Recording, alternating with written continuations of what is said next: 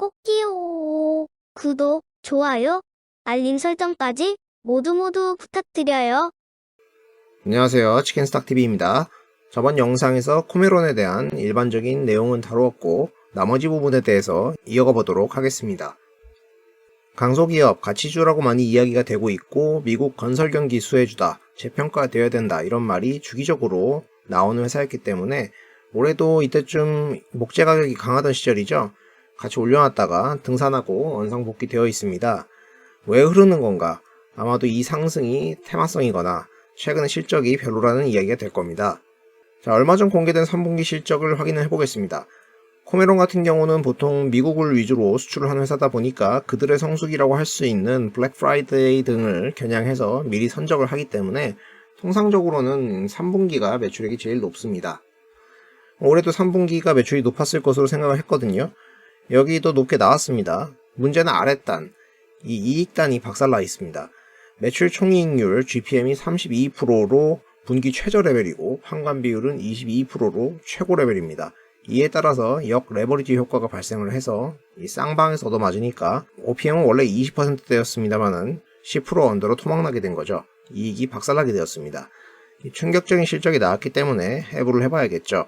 일단 부문별 매출액을 보면은 전방위적으로 상승을 했거든요. 메인인 줄자가 계속 올라오긴 했었죠. 그래서 분기 매출 규모 자체는 업이 되어 있습니다. 결국 매출보다는 문제는 GPM이라는 것인데요. 제품 가격이 이제 크게 변동이 없었는데 GPM이 급락을 했다는 말은 역시 1차적으로는 매출 원가, 원재료가 부담이라는 말이 될 것입니다. 전 영상에서 특수강 SK5가 그나마 매입 비중이 큰 원재료라는 것을 설명을 했었죠.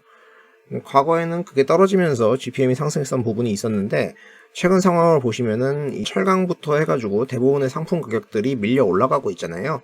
이쪽도 마찬가지라서 SK5를 보면은 계속해서 조금씩 올라가고 있다가 더 가파르게 오르고 있습니다.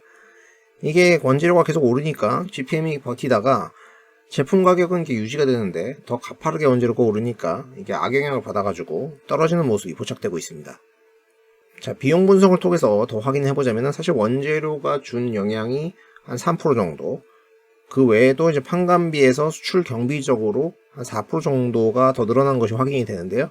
이게 올 3분기에 한국의 주요 수출 기업들을 선점했던 사람들이 의외로 한 대 맞은 부분입니다. 결국 이게 해운, 운송에서의 운임이라고 생각이 되는데요. 3분기에 그쪽이 일부 인상이 있었다고 알려져 있고 이제 피크를 찍으면 내려오지 않겠냐는 이야기도 있습니다만은 아직은 뭐 불확실성 잘 모르죠 다들. 그리고 애초부터 아마도 고려를 안 했던 변수였을 겁니다. 우리가 매출은 어느 정도 트래킹을 할 수 있다고 하더라도 결국 비용이 더 늘어나면은 이익률 단에서 어닝 쇼크를 맞게 되겠죠. 이미 발표 전에 이 불확실을 통해서 대략적인 분위기가 살짝 노출이 되면은 먼저 도망가는 사람도 있기 때문에 이게 주가가 흐르는 것도 있고, 그리고 나중에 공시로 확인 사살까지 딱 때리면은 울고 싶은데 뺨 때리는 형국이 돼서 이제 남아있는 사람들마저 주식을 팔고 도망가게 되는 그런 양상으로 흘러가게 되는 구간이 아닌가 생각이 됩니다. 결과적으로 이 회사를 국내에서의 한정된 시각으로 이야기를 해보자면은 어느 시점에는 이렇게 매출액이 늘어날 것 같으니까 따라서 주가가 이렇게 올랐었고 이번에도 그랬었다. 그런데 확실히 이게 기울기나 이런 걸 보면은 이 기울기가 상당히 단기간에 과반영시킨 부분이 있었고요. 당연히 이 정도 오르면은 TT 하는 사람들이 나오기도 했겠지만 또 이 어닝이 꺾이게 되니까 이거 피크 찍었네 이러면서 회귀 중이라고 생각이 됩니다. 이 강소기업이지만은 매년 하는 만큼 하는 회사였기 때문에 요번에도 뭐 혹시나 했지만은 뭐 하던 만큼 하는구만 그런 그림으로 이제 돌아가게 되는 거죠. 그럼 복귀를 해보면 결국 수년금 정도의 하방성은 이 회사의 존재가 되는데 본디 매출과 이익이 이제 크게 증가하지 않으니까 증가했을 때도 별로 관심이 없다가 비로소 이제 조금 늦게나마 이렇게 반영이 되는데요. 그때 반응을 하고 아닌 것 같으면 바로 발을 빼고 다시 뺐다가 다시 들어오고, 그리고 이때는 조금 더 과격하게 뿜을 쓸 뿜이라는 그런 겁니다. 그러니까 결국 이 회사는 크게 매번 변하지 않으니까 절대적인 레벨에서의 저평가가 될 수밖에 없지 않겠냐 이런 말이 나오게 되는 배경이 되겠습니다. 그래도 현금을 이제 꾸준히 매년 쌓아왔다고 이렇게 생각을 했을 때요. 이걸 계속 쌓고 아무것도 안 하면은 ROE 유지가 어렵다고 했죠. 그래서 ROE가 계속 떨어진다는 거죠. 아직은 이 회사가 이제 8에서 10% 정도가 나오니까 사업성 자체는 의미가 있습니다. 회사가 ROE 관리를 위해서는 흔히 선택하는 쉬운 방법이 배당을 주거나 자사주 매입을 늘리는 것입니다. 배당은 예전에는 한 4억에서 5억 정도 줬었는데요. 계속해서 금액이 조금씩 올라가긴 했습니다. 그 지급하는 로직은 모르겠지만은 가끔은 중간 배당 형태로 준 경우도 있었어요. 그리고 중간중간에 자기 주식도 조금씩 매입을 했었습니다. 근데 뭐 K기업들은 소각을 안 하죠. 왜냐면 기회만 보고 있다가 팔아먹는데 이 회사도 최근에 홀라당 다 팔아먹었죠. 이러니까 이 회사의 주주가치가 뭐 엄청 좋다고 하긴 어렵습니다. 배당 수익률은 한 2% 정도에 자사주는 뭐 샀다가 팔았다 하니까요. 그리고 또 중간에 한번 이슈가 있었어요. 예전에 이제 시너지 IB 투자에서 이 회사의 지분을 엄청나게 샀던 적이 있었어요. 이게 이때쯤부터 샀었을 겁니다. 그래서 계속해서 샀기 때문에 뭐 이 구간 다 산 거고 여기서도 샀을 텐데요. 이때 얘네가 왜 사나 했는데 일단 물렸었거든요. 그리고 계속 사더라고요. 나중에는 결국 팔고 나가게 되는데요. 중간에 2대 주주로서 갑자기 주주 제안을 하면서 야, 배당 정책이 인색하다. 배당 좀 늘려줘. 그리고 자사주 좀 소각해달라. 막 이런 식으로 이제 시비를 걸었습니다. 당연히 졌죠. 애초에 지분율 자체도 상대가 안 됐고요. 그리고 코메론 같은 경우에는 5지분 성격의 지분도 꽤 있는 걸로 알고 있습니다. 뭐 그래도 그 과정에서 주가가 올랐었으니까 나중에 이제 MI택에 다 넘기고 나가거든요. 이제 손익을 계산해 보지는 않았습니다만은 아마 손해는 안 봤을 겁니다. 근데 이게 시너지를 이야기하려면은 얘네가 엄청 구조가 복잡하고 일단 선수, 꾼이에요. 그래서 할 말이 많은데 이게 단순히 MI택에 매도한 건 아니고요. 자기가 갖고 있는 지분을 MI택에 넘긴 거거든요. 이 MI택의 대주주가 시너지 이노베이션이고 시너지 이노베이션의 주주 중 하나가 시너지 IB 투자거든요. 그래서 이거를 이제 지분만 옮긴 거지 뭐 나름의 생각이 있지 않겠느냐. 당시에 엄청 이거 관련해서 소설을 쓰는 경우가 많았는데 뭐 아무튼 결과적으로는 MI택도 다 매도를 했다. 네, 시너지는 끝났고요. 자, 이렇게 시너지랑 한판 붙고 그냥 끝난 건가 싶었는데 제가 볼 때는 일종의 이제 야합으로 이렇게 타협을 본 것 같습니다. 코메론이 갑자기 뜬금없이 시너지 펀드들에 대해서 출자를 해주거든요. 이 21년도 3분기 기준으로 보면은 대략 50억 정도를 싸줬잖아요. 둘이 사이가 엄청 안 좋은데 뭐 이런 펀드를 가입해주지는 않겠죠. 뭐 네가 물러나면 내가 펀드 들어줄게 이렇게 했을 수도 있고요. 자, 한쪽이 떠나니까 다른 쪽에서 다른 선수가 들어오고 있습니다. 이 소정이라는 주주가 있습니다. 이 주식 부동산 투자했는데 얘네가 왜 여기에 들어왔는지는 모르겠습니다만 이게 대주주 우호 지분인지 아니면 또 뭔가를 꾸미고 있는 성향의 플레이어인지는 뭐 언젠가는 확인이 될 겁니다. 지분을 계속해서 사고 있거든요. 8.5% 정도가 최종 공시됐었습니다.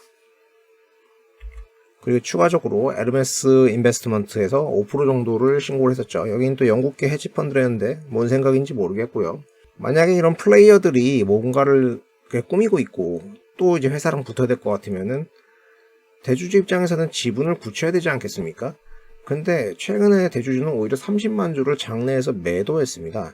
그래서 총합으로 35%만 가지게 되었고 공시에서 봤듯이 최근 자사주도 홀랑 팔아먹었죠. 이게 사실 이해가 안 되는 결정이긴 합니다. 그래서 아마도 붙을 일은 또 없을 것 같긴 합니다.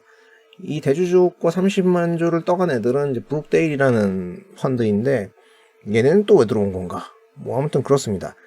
결과적으로 회사가 뒤집힐 일이 없다고 생각하면은 이제 35%의 지분으로 회사 내 현금을 이제 유용하게 쓰면서 그냥 이런 식으로 경영하겠다는 거 아니겠어요? 35%면은 적다면 적고 많다면 많은 지분율입니다. 대주주는 자기한테 유리하게 사용할 수 있는 방법이 많을 것이고 어떤 구도든 소액주주는 회사가 가지고 있는 현금을 쉐어하던가 그러기는 어려워 보입니다. 뭐 지분 구조와 관련해서는 이 최근 언급된 다른 선수들이 혹시나 판을 벌려지면은 이제 얻어 걸려가지고 차익이나 운 좋게 얻어먹는 그 정도 콩고물을 기대해 볼 수 있는 정도밖에 보이지가 않습니다. 자, 그래서 오히려 단순하게 생각을 해보자는 겁니다. 본질적으로 이 회사는 뭐 매출액이 크게 증가하지 않았어요. 근데 중간에 이게 증익을 했을 때 주가가 단기적으로 움직였다고 보자고요. 그럼 얘가 전 세계 MS 3% 그리고 수출 대부분은 미국에 하는 애잖아요. 근데 얘가 만약에 이익이 엄청 좋을 정도면은 얘가 뭐 MS가 엄청 늘어났던가 뭐 그런 성과가 있었다는 건데 뭐 한편으로는 단연간 매출액이 거의 제자리니까 그건 아닐 거고요. 이익이 늘어났다는 거는 미국의 건설 경기 쪽이 뭔가가 잠깐 튀었다는 걸로 보자고요. 그러면은 업계 1위에서부터 주목을 받고 뭔가 변했을 거라는 거죠. 그래서 이 회사를 스탠리 블랙앤데커랑 매출액, 영업이익을 같이 보면은 사실 거의 뭐 비슷하게 움직이는 부분이 포착이 됩니다. 그리고 주가 같은 경우도 거의 비슷하게 움직였는데 특이점은 코메론이 스탠리 대비 뭔가 안 같다 싶으면은 이렇게 급격하게 키 맞추는 현상이 나타났다는 거고 이내 내려왔었다. 이것만 보시면 될 것 같습니다. 자, 스탠리랑 둘을 비교했을 때 스탠리는 퍼 2,30배짜리 업체고 코메론은 10배 언더지만은 사실 이런 건 어찌 보면 아무 상관이 없다. 주가를 결정하는 주요 요인이 아닐 수도 있다는 것을 확인할 수가 있습니다. 코메론이 싸다 이거는 뭐가 됐든 떠들기에 불과했다는 것이죠. 물론 절대적인 밸류에이션을 봤을 때 10배 정도면은 오케이 나는 매도 이런 결정을 할 때는 어떤 기준으로 쓸 수 있겠지만은 이런 부분은 각자가 알아서 적용하시면 되겠죠. 즉 여태까지의 역사에서 뭔가를 배워보자면 이제 결론이 나온 것 같은데요. 주가는 현금 레벨 정도에서 하방은 어느 정도 이제 지켜준다.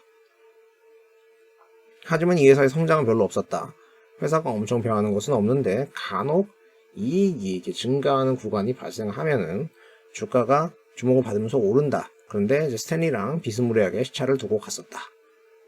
스탠리를 잘 관찰하면 될 거고 내가 여기서 뭔가를 하고 싶으면은 이게 주목을 받아서 올라갈 때 짧게 뭐 이렇게 트레이딩을 하는 그런 관점으로 애초에 생각을 하든가 아니면 현금 레벨보다 더 아래 이런 데서 더 싸게 사가지고 회사가 가지고 있는 여러 한계점들을 해지하는 일종의 안전마진을 확보하면은 그래도 승률이 좀 높은 선택이 될 수 있다 정도가 아닌가 싶습니다.